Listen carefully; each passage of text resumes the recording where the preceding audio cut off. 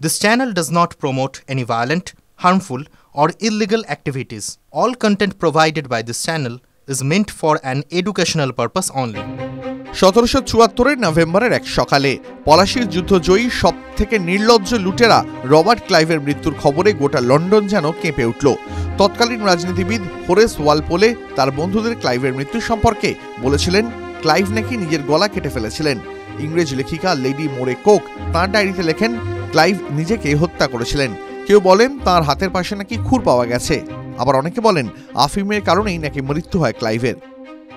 তবে কারণ যাই হোক না কেন, সঠিক কি কারণে মৃত্যু হয় ক্লাইভের তা নিশ্চিতভাবে বলা যায় না। কি কারণে মৃত্যু তা করোনারের রিপোর্টে অর্থাৎ তৎকালীন ময়নাতদন্তে কোথাও উল্লেখ নেই। অনেকে মনে করেন তার এই পতন তার উত্থানের মতোই নির্মম। 1725 সালে স্টাইচের শ্রপশায়ার গ্রামে জন্মগ্রহণ করেন রবার্ট ক্লাইভ।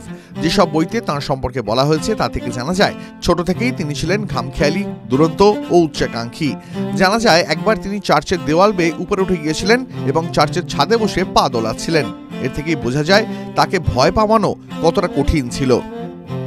মাত্র 19 বছর বয়সে ইংল্যান্ড থেকে ভারতের মাদ্রাজে পাড়ি জমান তিনি। ইস্ট ইন্ডিয়া কোম্পানিতে যোগদান একজন জুনিয়র ক্লার্ক হিসাবে।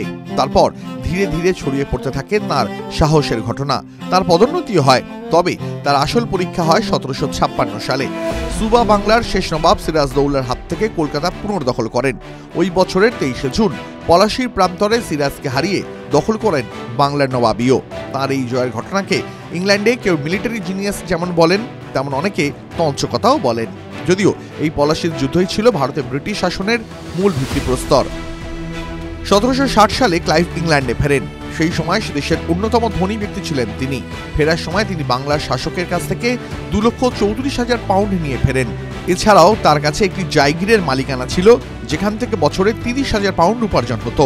1762 সালে তাকে ব্যারন ক্লাইভ অফ পলাশি ঘোষণা করা হয়।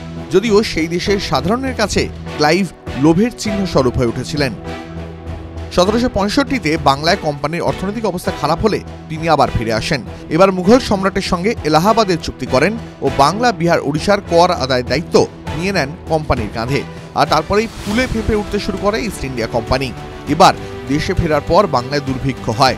এর পিছনে ঐতিহাসিকরা কোম্পানির কর আদায়ের হাত দেখতে পান। ক্লাইভকে একাধিক ব্রিটিশ পার্লামেন্টে ডেকে পাঠানো হয়। এডমান্ড বার্ক ও অন্যান্য ব্রিটিশ এমপি তাকে লোভের স্বরূপ হিসাবে চিহ্নিত করেন। পরবর্তীতে ধীরে ধীরে তার শরীর ভাঙতে থাকে, মানসিক অবসাদে চলে যান। তারপর আসে সেই 22শে নভেম্বরের সকাল, যেদিন তাকে মৃত অবস্থায় পাওয়া যায় তাঁর বার্কেলি স্কোয়ারের বাড়িতে। TV9 Bangla digital.